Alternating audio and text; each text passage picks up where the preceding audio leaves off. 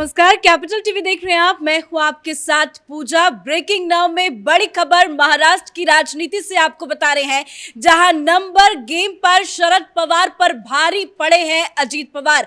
अजीत पवार ने बैठक की और बैठक के बाद जमकर हमला बोला है, शरद पवार के ऊपर जमकर आरोप लगाए और शरद पवार को रिटायर होने की सलाह दे दी है। इसी के साथ उन्होंने एनसीपी पे अपना दावा ठोक दिया है। उसके बाद अभी फिलहाल शरद पवार की प्रेस कॉन्फ्रेंस चल रही है और इस बड़ी खबर पे मेरे साथ न्यूज रूम से जुड़े हुए हैं कैपिटल टीवी के editor in chief doctor Manish Kumar. जिस तरह से अजीत पवार हमलावर है, लग तो नहीं रहा कि वो अब शांत होने के मूड में है। देखिए, ये अब एक ओपन वॉर हो गया।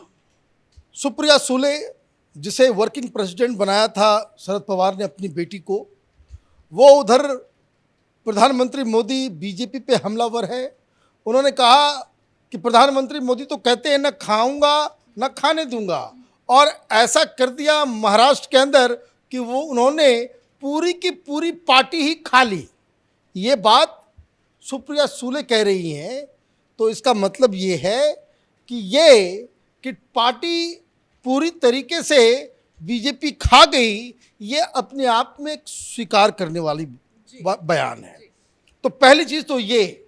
दूसरी चीज़, जो लोगों का जो आज प्रदर्शन रहा, जितने एमएलएज उधर नजर आए, जितने एमएलएज इधर नजर आए, इससे एक बात साफ है, चाचा भतीजे के गुगली में क्लीन बोल्ड हो गए। अब यू टर्न नहीं है। आपने घोषणा की सुप्रिया सुले ने कि 8 तारीख से शरद पवार जो है वो जनता के बीच में जाएंगे, 9 तारीख से उद्धव ठाकरे जनता के बीच जाएंगे। वो ठीक है, आप जनता के बीच जाइए, लेकिन ये लड़ाई, इसका मतलब शरद पवार ने इस बात के लिए स्वीकार कर लिया है कि उनके पास संख्या नहीं है। संख्या नहीं होने की वजह से आप क्या करोगे? आप जो है जाओगे लीगल बैटल में, आप जाओगे जनता के बीच। तो ये एक तरीके से आप ये समझिए कि एनसीपी के ऊपर कब्जा अजीत पवार का हो चुका है। लेकिन इंपॉर्टेंट इसमें क्या है, जिस अंदाज से वो ये कह रहे हैं, अजीत पवार ने कहा, पूरी लॉजिक और रीजनिंग दी, कई सारे कारण बताए कि जिसकी वजह से उनको अलग होना पड़ा।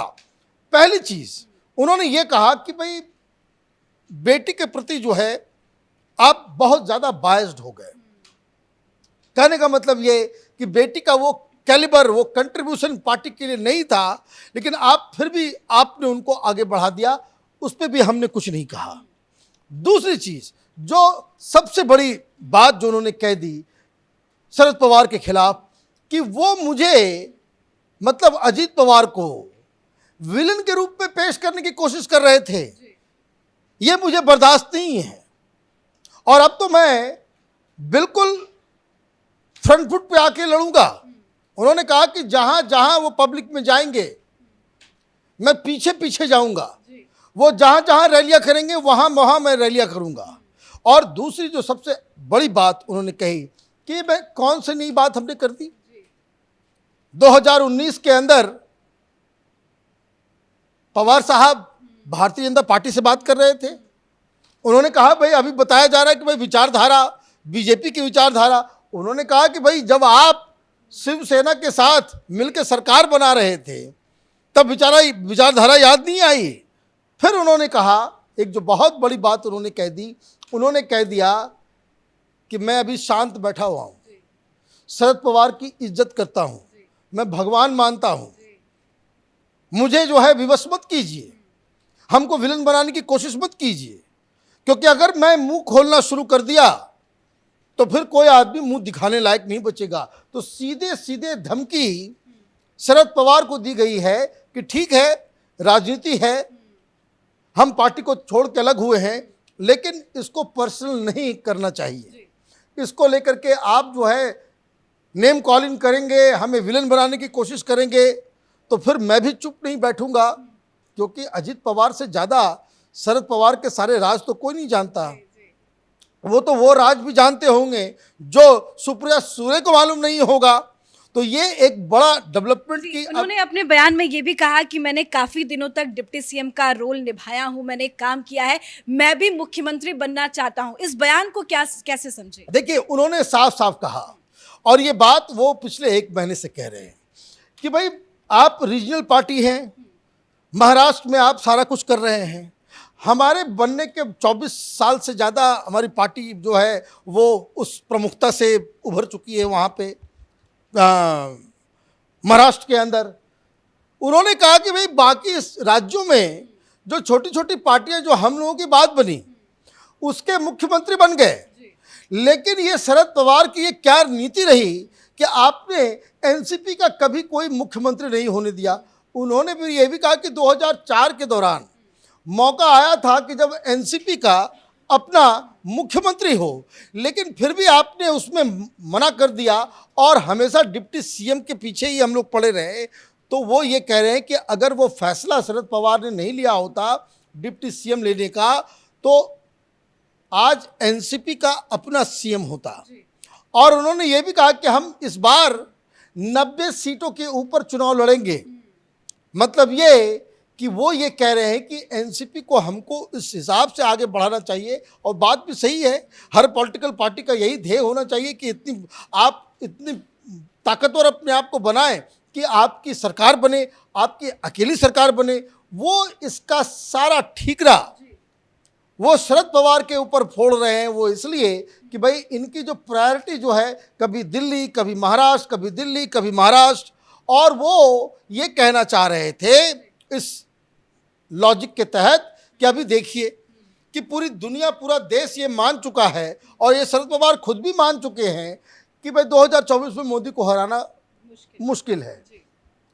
तो अजित पवार ने कहा कि भाई जब मुश्किल है तो फिर उनके विरोध में खड़ा होकर के अपनी टाइम और एनर्जी और सारी चीज़ों को बर्बाद करना क्या है।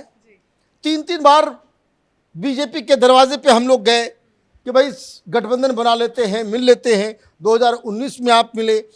एक वक्त तो ये भी आया जब आप एमवीए के सरकार के दौरान थे, तब आप अमित शाह से जाकर के अहमदाबाद में मिले।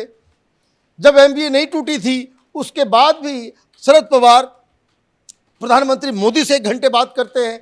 वो ये कह रहे हैं कि बार बार हमारी ये कोशिश थी कि भाई बीजेपी को किसी तरीके से मना लिया जाए, तो वो हुआ नहीं। उसकी वजह जो सबसे बड़ी वो बता रहे हैं कि आपका मिसजजमेंट है। उन्होंने ये भी कहा कि कुछ लोग हैं जो एनसीपी को बर्बाद करना चाहते हैं। हाँ, ये उन्होंने कहा कि देखिए कि ये सारी चीज़ें जो मनगढ़ंत बातें और इम्प्रैक्टिकल डिसीजंस लिए जाते हैं, उनका सीधा सीधा जो हमला था वो जितेंद्र अवार्ड के ऊपर था। और एक और व्यक्ति हैं वो तो जेल में चले गए, अगर वो रहते तो और कुछ और जो है मसाला मीडिया वालों को मिलता, ये नवाब मलिक। तो ये 2 व्यक्ति हैं जिनके बारे में ये एनसीपी के लोग भी कहते हैं कि जितेंद्र अवार्ड और नवाब मलिक जो है वो बहुत ही ज़्यादा जो है इसके ऊपर वजन दे करके जो है अपने मन से डिसीजंस करवाते हैं। तो ये सारी चीज़ें हैं।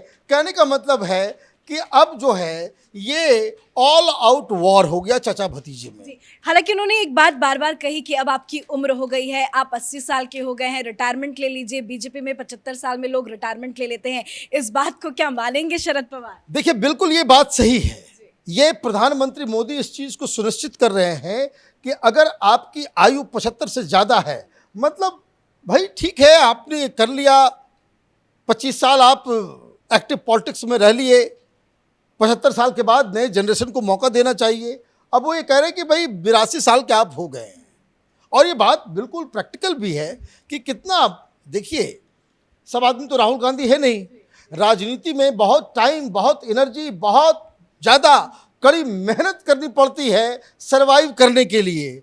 अब ये कह रहे हैं कि भाई अब हो गया, अब आप लोगों के हाथ में आप दे करके आप आराम से रिटायर्ड ज़िंदगी जिए। लेकिन वो ये कह रहे हैं कि लेकिन इसके बावजूद आप जो है प्रधानमंत्री मोदी तो विपक्षी एकता, उस चक्कर में वो बेसिक आर्गुमेंट जो अजीत पवार का ये है कि आप अपनी राजनीति चमकाने के चक्कर में पार्टी को महाराष्ट्र के अंदर जो है हमेशा सेकंड ग्रेड की पार्टी ही रहने दी। लेकिन शरद पवार कह रहे हैं कि विकास में बाधा बनाया जा रहा है। विकास वगैरह तो ये तो बेकार की बातें। शरद पवार का ये जो पुराना जुमला जो है, ये तमाशा करने वाले लोग, विकास करके क्या कर लिया आपने, कितना विकास किया आपने, आप कौन से माने किस वक्त आप सत्ता में नहीं रहे।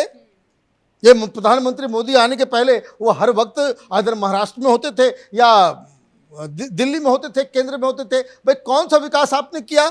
लूट मचाने के अलावा। तो ये तो बेकार की बातें। ये पिछली बार जब ये सरकार बना रहे थे, जो इलेक्शन रिजल्ट्स आए थे उसके बिल्कुल खिलाफ जाकर के शरद पवार, कांग्रेस पार्टी और उद्धव ठाकरे तो क्या कहते थे उस समय, किसानों की समस्या को खत्म करने के लिए हम लोग इकट्ठा हुए। उस समय इनको किसान याद आ गए थे। तो भाई जब 2.5 साल की सरकार चली तो किसानों के लिए आपने क्या किया, इसका कोई हिसाब किताब है? ये घिसा पिटा, ये जो 70s के जो पॉलिटिशियन है, शरद पवार और इस तरह के लोग, लालू यादव, इनका अपना एक स्टाइल है। विकास को रोका जा रहा है तो ये रोका जा रहा है। सीधी सीधी बात बताइए कि भाई आप अपनी पुत्री मोह में आपने अपनी पार्टी को बिल्कुल तबाही के कगार पर लाके खड़ा कर दिया।